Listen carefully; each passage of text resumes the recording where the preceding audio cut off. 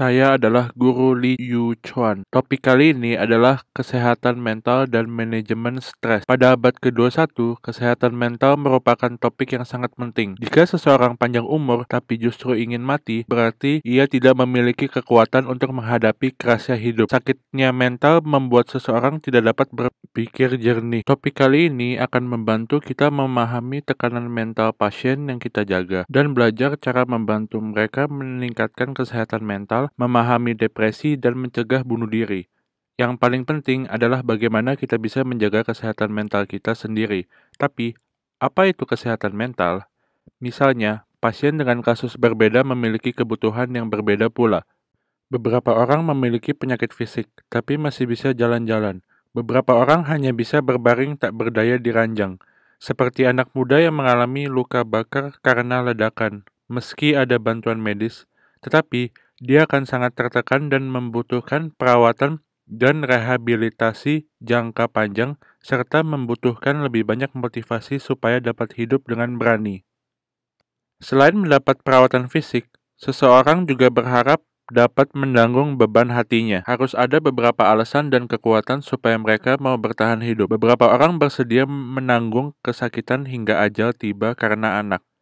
Bagi seorang pasien yang menderita, orang yang menemani di sampingnya memiliki pengaruh yang sangat besar. Kita dapat mendukungnya supaya di hatinya muncul kekuatan untuk terus berjuang. Selain tubuh yang sakit, seseorang juga menderita karena stres. Untuk itu, mereka harus belajar cara mengendalikan stres, berani menghadapi sakitnya tubuh yang menyiksa, bahkan kematian. Untuk itu, dukungan keluarga sangat penting karena menentukan mampu tidaknya mereka membantu seseorang melewati fase ini. Tetapi, lansia 70 tahun dengan penyakit yang berbeda memiliki penderitaan, cara menghadapi stres, dan kondisi yang berbeda pula. Apakah orang cacat dan orang yang hanya bisa berbaring tak berdaya adalah yang paling menyedihkan dan menderita? Belum tentu. Saat merawat pasien, Anda akan tersadar, terkadang bukan hanya tubuhnya saja yang sakit. Pasien yang kita tangani termasuk golongan tua, lemah, sakit, cacat, bahkan sekarat. Semuanya memiliki masalah yang berbeda. Karena itu, sebagai seorang perawat, kita akan mengalami banyak kesulitan saat menemani orang-orang seperti itu. Pekerjaan kita setiap hari adalah berinteraksi dengan manula, orang sakit, atau sekarat. Sungguh tidak mudah. Namun, setelah kita melihat beberapa contoh, kita juga dapat menginspirasi seseorang untuk berjuang lebih keras. Misalnya, saya menjaga seorang pasien cuci darah di rumah sakit. Pengobatan mungkin membuatnya bertahan hidup. Setiap minggu harus cuci darah 3 kali. Setiap proses pengobatan yang berlangsung selama 3 sampai 4 jam dan harus disuntik setiap kalinya, membuat pasien merasa kesakitan dan mempengaruhi suasana hati saya. Rasa seperti inilah, selain sakit fisik, pasien juga merasa hidup tapi tidak manusiawi. Makanya saya tanya dia, kamu pasien cuci darah selama 5 tahun. Bila dihitung, 1 tahun minimal disuntik 150 kali. Sungguh tidak mudah dan menyakitkan. Sudah jelas sakit. Bagaimana kamu akan menghadapinya? Dia berkata, sudah terjadi, ya mau bagaimana lagi kalau tidak dihadapi. Karena itu, banyak orang masih memiliki keberanian dan kekuatan saat menghadapi sakit. Selain keberanian, bagaimana cara mengatasi ketakutan dan stres? Dia berkata, terkadang anakku datang menemani sehingga rasa takutku berkurang. Dulu, aku mengajari anakku untuk berani saat imunisasi. Karena itu, saat anakku di sini, aku jadi berani. Saya terus mendukung pasien cuci darah ini dengan berkata, mungkin kamu merasa ada teman ketika anakmu datang. Atau mungkin bisa berkata kepada diri sendiri, sebenarnya disuntik itu tidak terlalu sakit, tahanlah sebentar. Oleh karena itu, kita dapat memilih metode efektif untuk menghadapi kesakitan dan stres. Kita dapat mengajak pasien berpikir bahwa sakit disuntik hanyalah sedetik saja. Jangan ingat-ingat rasa sakit itu, apalagi sampai merasa tidak layak hidup. Proses ini benar-benar sulit, tetapi ketika Anda bersedia mendengarkan mereka, Anda akan menemukan bahwa sebenarnya ada banyak kekuatan dan keberanian untuk melawan kesakitan. Sebagai perawat, jika kita mau menggunakan empati dan mendengarkan, selain merawat tubuhnya, kita juga bisa menginspirasi jiwanya. Kita dapat mendukung pasien supaya tidak menyerah dan menuntunnya melihat cara bagaimana menghadapi penyakitnya di sepanjang proses. Misalnya, karena cinta mereka kepada anak-anak, beberapa orang memutuskan untuk bertahan hidup. Pengobatan di Taiwan cukup maju, dan kami telah mencoba segala cara untuk mengobati penyakit dengan lebih baik. Namun, karakteristik penyakit yang berbeda akan membawa beban fisik dan mental. Bila kita bersedia mendengarkan, setiap orang pasti memiliki penderitaannya masing-masing. Kemudian, kita bisa menemani mereka untuk perlahan menata kembali hatinya dan melahirkan kekuatan baru. Selain itu, setiap tahapan penyakit akan memiliki kebutuhan psikologis dan penyesuaian yang berbeda, mulai dari diagnosa, pengobatan, penyembuhan, sekarat, hingga meninggal dunia. Kita menjaga pasien yang tidak sama. Misalnya, ada seorang pasien kanker yang sekarat, yang dihadapinya adalah ketakutan akan kematian. Ada pula anak muda yang cedera tulang belakang dan harus duduk di kursi roda seumur hidupnya. Dia mungkin harus sering pergi ke rumah sakit untuk mengendalikan penyakitnya. Dua kasus ini memiliki tantangan yang berbeda. Kebutuhan dan penyesuaian psikologis yang dibutuhkan tentu juga berbeda. Jadi, jika kita bersedia untuk menganalisa, kita dapat membantu pasien kita dan memahami penderitaannya dengan lebih baik. Karena itu, dalam menghadapi sumber stres, kita dapat mengatasi dan mengurangi rasa sakit psikologis dengan menemukan penyebabnya. Merawat orang sakit karena penyakitnya itu akan memicu berbagai masalah sosial dan psikologis. Kita dapat menemani pasien mulai dari masuk rumah sakit, merawatnya di rumah, sekarat, bahkan saat pemakaman. Setiap proses, cara perawatannya berbeda. Kesiapan dari anggota keluarga pasien juga berbeda. Sederhananya dapat dibagi menjadi dua bagian. Bagian pertama, ketika seseorang dihadapkan dengan rasa sakit, apakah ia akan menyerah atau bertahan? Kita yang berjuang bersama pasien cukup menemani dan mendengarkan. Hal itu menjadi kekuatan besar untuk mereka. Bagian kedua yaitu mungkin pasien menderita penyakit yang tidak bisa disembuhkan. Ketika sudah sampai ke stadium akhir, bagaimana cara mereka menghadapi kematian? Kita dapat melakukan beberapa hal ini. Di kamar perawatan paliatif, ada sebuah acara silaturahmi sederhana bagi pasien stadium akhir. Sebelum ajal menjemput, pasien akan berterima kasih, bermaaf-maafan, dan mengucapkan salam perpisahan dengan kerabat dan kawannya. Dalam menghadapi kematian, hal yang paling sulit direlakan seseorang adalah keluarga tercinta. Oleh karena itu, kita dapat mendukung anggota keluarga dan peserta acara untuk saling menyatakan cinta dan mengatakan hal-hal yang mengganjal di hati mumpung masih ada kesempatan. Mungkin bukan hanya cinta, tapi juga ada kemarahan atau konflik. Kita dapat saling meminta maaf dan mengakhirinya, lalu berterima kasih. Selain itu, keengganan menghadapi kematian juga boleh diungkapkan. Pengetahuan adalah kekuatan. Melalui proses ini, Anda akan menemukan bahwa ada banyak cara untuk menghadapi rasa sakit fisik dan masalah psikologis sosial. Tidak peduli nantinya ia berani untuk hidup atau menderita saat menghadapi kematian, semuanya dapat dipersiapkan. Bagaimanapun, hati yang mendengar dan penuh empati merupakan pendamping dan dukungan terbesar bagi pasien yang kita rawat. Ada seorang fisikawan bernama Stephen Hawking yang didiagnosis menderita penyakit saraf pada usia 26 tahun. Kisahnya tidak hanya ditulis dalam sebuah buku, tetapi juga dibuat menjadi film. Meskipun tubuhnya perlahan tidak bisa bergerak dan pergerakan organnya juga terus melambat, ia mencintai astrofisika dan sangat menikmati proses penelitian, hingga melupakan tubuhnya yang tidak bisa bergerak. Dia juga menikah 2 kali dan memiliki beberapa anak. Jika Anda memiliki pasangan yang sangat mencintai Anda, maka rintangan apapun dapat dilalui. Terkadang, dalam proses melayani orang lain, Anda juga akan menyadari bahwa Anda harus memiliki cinta, seperti Stephen Hawking, manusia yang secara bertahap membeku. Keterbatasannya adalah tubuhnya, bukan hatinya. Dia masih dapat berkontribusi di dunia ini dan merasa bahwa hidupnya sangat berharga. Karena itu, kita harus meningkatkan kesehatan mental pasien dan membuatnya percaya bahwa dia layak hidup dan memberikan kontribusi. Inilah yang dinamakan kesehatan mental. Setiap orang akan mengalami penuaan fisik seiring dengan bertambahnya usia. Ini terjadi secara alami dan siapapun akan tua. Jadi ini adalah sesuatu yang harus dipelajari oleh setiap orang tanpa terkecuali.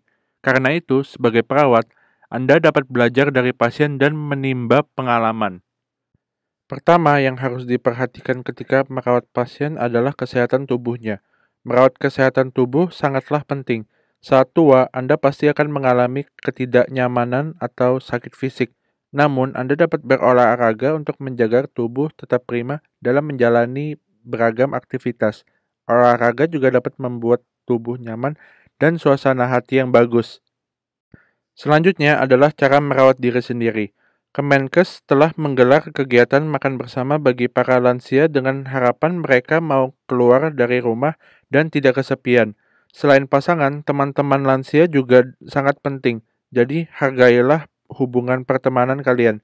Jika Anda hidup sendiri tapi memiliki pendamping atau teman baik, jangan disia-siakan.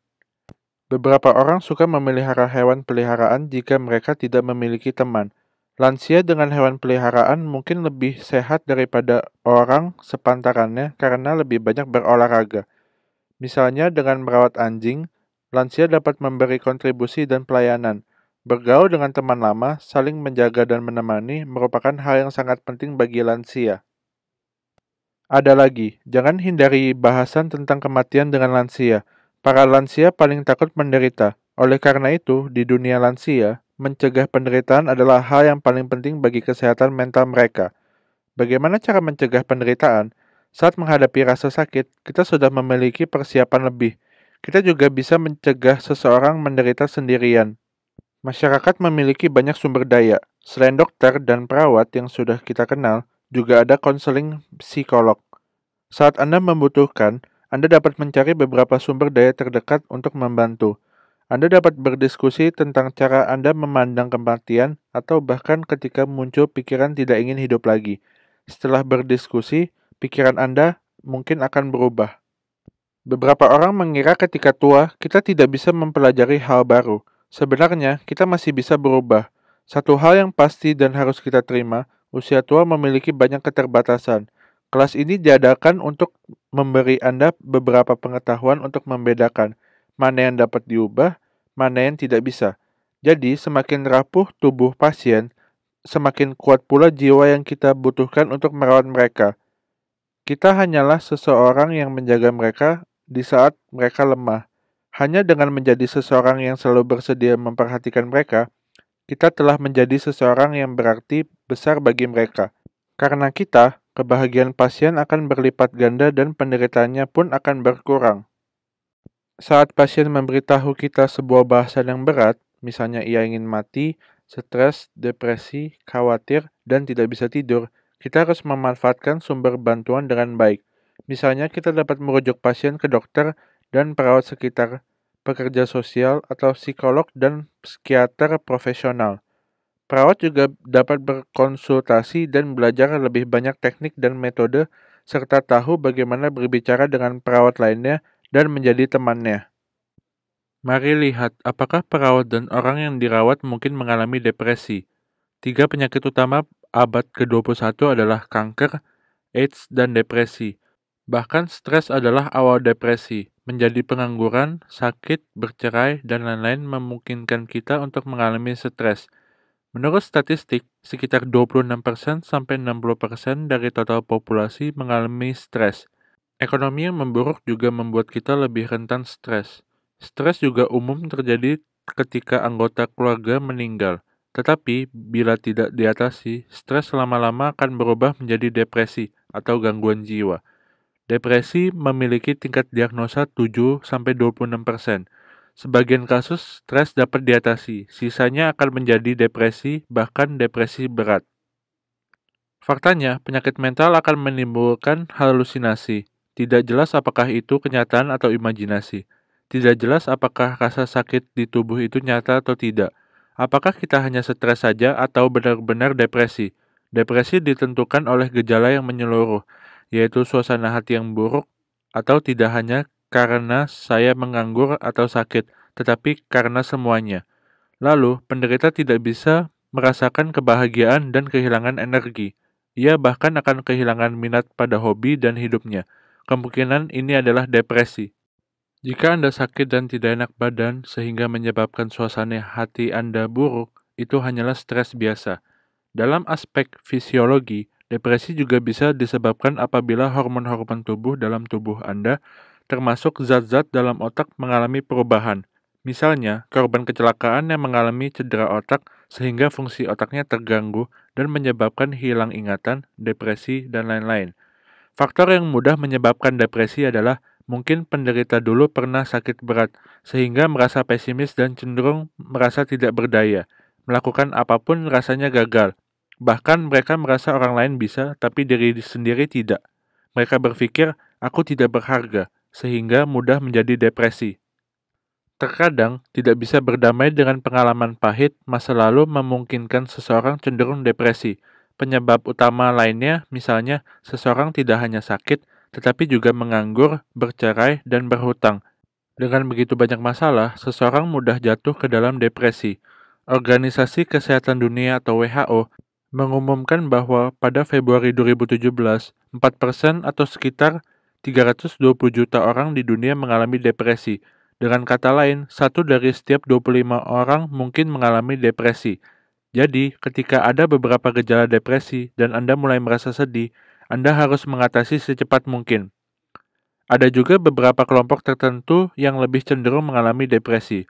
Misalnya mereka yang memiliki perubahan hormon besar seperti remaja atau wanita hamil dan masa nifas, wanita menopause, dan lansia memiliki kemungkinan lebih tinggi terserang depresi. Karena melihat bahwa dirinya lemah, mereka akan merasa tidak berharga, bahkan sampai bunuh diri karena depresi. Depresi terjadi tidak hanya karena ketidaknyamanan fisik. Jadi, sebelum melakukan pencegahan, kita harus memahami alasannya. Bagaimana melakukan pemeriksaan depresi? Cara termudah adalah dengan mengisi 5 pertanyaan di formulir tes skala kesehatan yang dibuat oleh Kementerian Kesehatan. Sama seperti kita terserang flu, kita akan demam dan merasa ada sesuatu yang salah. Jiwa kita juga membutuhkan termometer untuk mengukur kesehatan jiwa. Setelah menjawab 5 pertanyaan tersebut, Anda dapat mengetahui tingkat depresi Anda. Sebagai contoh, pertanyaan nomor 2. Apakah Anda merasa tertekan atau bahkan marah setiap waktu? Pertanyaan tersebut ditulis karena penderita depresi mudah gugup, khawatir, dan mudah marah. Pertanyaan selanjutnya yaitu pertanyaan nomor 3. Lebih sering kita dengar. Dari skala 0 sampai 4, seberapa besar kamu merasa tertekan? Salah satu konsep kunci dalam depresi adalah ia bukan muncul secara emosional, tetapi karena beban perasaan dan pikiran seseorang, bahwa ia tidak sebaik dan seberharga orang lain. Orang yang memiliki pemikiran seperti ini akan merasa tidak layak hidup, bahkan muncul keinginan untuk bunuh diri. Jadi, pertanyaan keempat dan kelima akan menanyakan apakah Anda merasa tidak sebaik orang lain, dan apakah Anda mengalami kesulitan tidur. Total 5 pertanyaan ini mungkin akan membuat Anda merasa gugup, gelisah, dan tertekan. Anda mungkin sering merasa stres, depresi, dan merasa tidak sebaik orang lain. Anda mungkin juga mengalami masalah tidur, atau insomnia, atau tidur tidak nyenyak. Kondisi di atas adalah kecenderungan depresi. Pertanyaan terakhir menanyakan Anda mungkin merasa stres dan frustrasi, bahkan depresi karena tidak sebanding dengan orang lain dan ingin bunuh diri. Meskipun setelah dites Anda tidak terserang depresi, namun hal ini harus diperhatikan. Orang bermental sehat memiliki skor 0 hingga 5. Jika nilainya 6-9, Anda mungkin perlu sedikit waspada dan mencari bantuan karena tekanan batin ringan tersebut sudah menunjukkan sedikit gejala. Jika Anda tidak ingin mencari bantuan psikolog atau perawat profesional, Anda dapat curhat atau berbicara dengan keluarga maupun teman. Bila nilai Anda 10-14, Anda memiliki gangguan suasana hati level sedang. Mungkin lama-lama akan menjadi depresi. Anda disarankan mencari cara untuk melepas stres atau bisa juga dengan mencari bantuan profesional psikolog. Bila nilai Anda lebih dari 15, Anda telah memiliki gangguan suasana hati yang cukup serius dan sangat mungkin menjadi depresi. Anda harus mencari bantuan psikolog dan psikiater.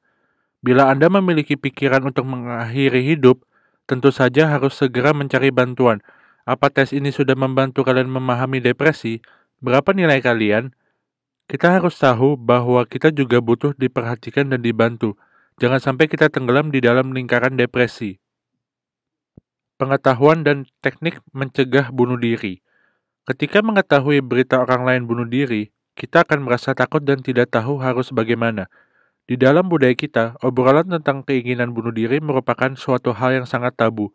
Kita khawatir apakah topik itu malah membuatnya tambah mantap untuk bunuh diri. Sebenarnya, seseorang tidak akan mati bila Anda menyuruhnya bunuh diri.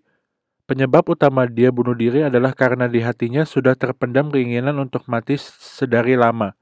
Apakah dia benar-benar ingin mati? Apakah dia punya rencana dan bertindak? Kita perlu memahami konsep penilaian resiko bunuh diri. Kita selalu perlu tahu berapa banyak masalahnya, baru kita tahu bagaimana mengatasinya, yaitu dengan membantunya menata jiwa yang tertekan. Kita sebagai perawat juga dapat mencegah mereka bunuh diri, terutama pasien yang kesakitan atau sekarat, pikirannya mudah buntu. Hal berikutnya adalah menganalisa resiko bunuh diri. Setelah tahu pasien memiliki pikiran tersebut, apakah mereka benar-benar mencoba untuk bunuh diri? Jadi, kita dapat memasang pagar pertahanan dengan membantunya menemukan beberapa cara untuk melepas stres atau mencari bantuan profesional. Apa itu keinginan bunuh diri? Adalah saat pikiran seseorang buntu dan ingin mati saja. Ada seorang anak kecil pernah memberitahu saya bahwa ia ingin mati. Mungkin itu hanyalah candaan semata, tetapi ucapannya itu menggambarkan kondisi hatinya yang mungkin bermasalah.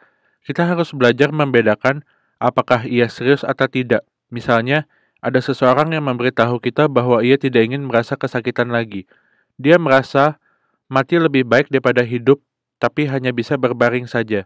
Dia bahkan sudah berencana akan melompat dari atas gedung. Bila sudah begini, kita harus lebih mengerti. Kata-kata tersebut mencerminkan duka dan rasa frustasi pasien. Tapi di sisi lain, ia ingin dibantu. Artinya, jika ia telah mempersiapkan rencana bunuh diri, Anda tidak bisa menganggapnya enteng. Kita harus dapat membedakan apa itu keinginan bunuh diri dan rencana bunuh diri. Misalnya, ada seseorang yang patah hati, lalu dia berencana bunuh diri dengan minum obat. Ia lalu pergi membeli pestisida. Ini yang dinamakan rencana bunuh diri, disertai tindakan. Maka dari itu, kita harus memperhatikannya dengan seksama. Saat keinginan bunuh diri terus muncul, bahkan sampai benar-benar direncanakan, kita harus menganalisa resiko bunuh diri mereka dan membantunya. Jadi, pertama-tama, kita harus mendobrak mitos bunuh diri. Banyak orang khawatir akan membahas kematian pada pasien yang berpotensi bunuh diri dapat memperkuat keinginan mereka untuk mati. Sebenarnya, diskusi akan membuat pikirannya lebih jernih dan mungkin dia malah akan membatalkan keinginannya. Sebagai seorang perawat, ketika pasien mulai memiliki keinginan bunuh diri, kita dapat melakukan 3 hal. Pertama, Anda harus mendengarkan dan bertanya, apakah dia hanya menggambarkan perasaan ataukah dia benar-benar menderita. Kita dapat bicara dari hati ke hati. Dari situ, kita dapat mengetahui apakah mereka sudah didera sakit sedari lama sehingga mereka frustasi dan depresi hingga ingin bunuh diri. Kedua, tanyakan pendapat dan rencananya. Apakah ada rencana nyata untuk bunuh diri? Hal ketiga yang harus dilakukan adalah mendorongnya untuk mencari bantuan profesional. Misalnya, dia mulai membuat rencana bunuh diri.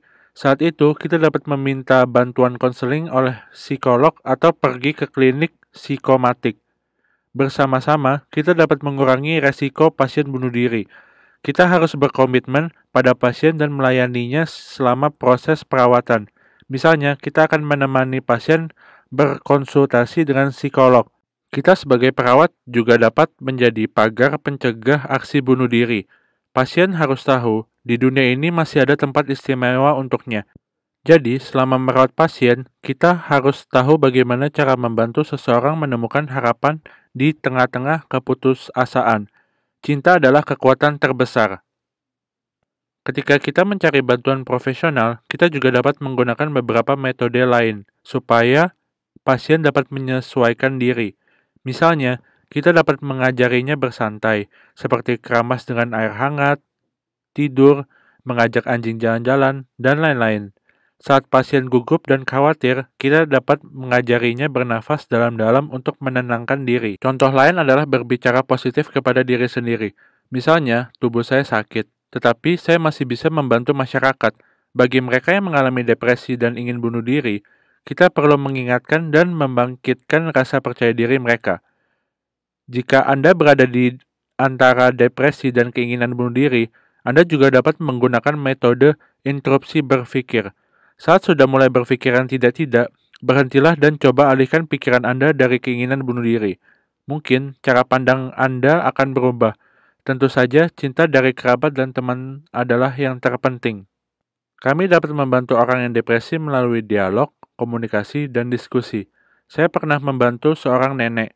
Beliau berkata bahwa ia telah menjaga orang lain sepanjang hidupnya. Beliau tidak ingin dirawat dan menjadi beban bagi anak cucunya. Saya lalu berkata kepada beliau, biarkan anakmu belajar merawatmu. Itu adalah berkah dan teladan yang baik bagi cucumu. Anak cucu kita juga akan sakit dan tua. Membiarkan anak belajar merawatmu merupakan pelajaran bagi mereka juga kelak. Setelah mendengar kalimat itu, nenek akhirnya bersedia dirawat. Di dalam kasus ini, kita jangan pernah mengkritik atau mengancam nenek. Sederhananya, apa yang nenek tersebut inginkan adalah martabat. Berilah dia pujian, dukungan, dan apresiasi. Kita juga bisa menyatakan perasaan kita dan berterima kasih padanya atas kerja kerasnya merawat keluarga sepanjang hidupnya, lalu memberinya dukungan. Jangan lupa, tekankan bahwa kita akan menemani dan merawatnya, itu akan sangat membantu. Psikoterapi juga menggunakan sesi dialog dalam pengobatan depresi. Metodenya sangat sederhana, yaitu membahas suatu masalah tertentu dalam suasana santai, sehingga masalah kita dapat diatasi dengan lebih baik.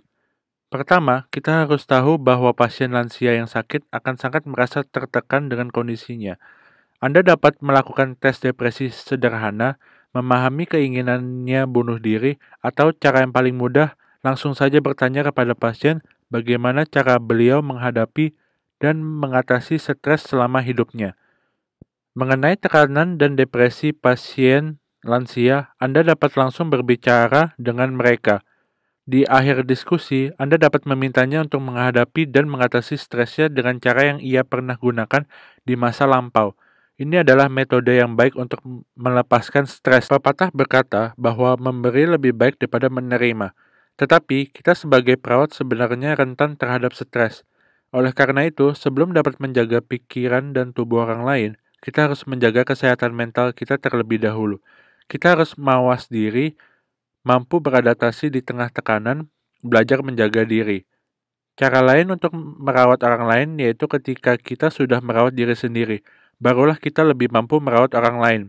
Ketika muncul suatu perasaan yang sangat menyakitkan, stres, atau bahkan muncul pikiran untuk bunuh diri, sangat mungkin bahwa jiwa kita mulai tertekan dan terserang depresi. Kita bersama orang yang sangat terbebani dan sakit parah sepanjang hari. Karena itu, kita juga perlu waspada dan menjaga diri kita sendiri. Pertama-tama, biasanya perawat adalah seorang yang memiliki kasih sehingga memilih pekerjaan ini. Seseorang harus memberikan cintanya untuk menjaga orang lain setiap hari. Terkadang, kita mungkin merasa bahwa kontribusi yang diberikan tidak sebanding dengan hasil yang didapat. Orang yang penuh cinta pun bisa merasakan kelelahan fisik dan hati. Contohnya dokter dan perawat. Banyak staf medis akan sangat terluka ketika melihat mereka gagal menyelamatkan orang. Beberapa di antaranya bahkan ingin berhenti. Terkadang, perawat akan merasa sangat tertekan pekerjaan dan lingkungan, dan akhirnya mengundurkan diri karena tak sanggup lagi. Misalnya, setiap 5 tahun, akan ada gelombang besar perawat yang mengundurkan diri. Alasannya, yaitu kelelahan emosional dan kelelahan kasih sayang. Penelitian membuktikan, semakin kita mengasihi dan peduli pada pasien yang kita jaga, kita juga akan semakin berempati dan ikut stres ketika dia menderita. Karena itu, sebagai perawat, pertama-tama kita harus menunjukkan bahwa mental kita lebih terlatih secara profesional. Kita semua tahu bagaimana menjaga tubuh kita, tetapi mungkin mengabaikan kesehatan mental kita. Kita sering mendengar bahwa mengukur indeks massa tubuh atau BMI dan mengontrol berat badan dapat menjaga kesehatan.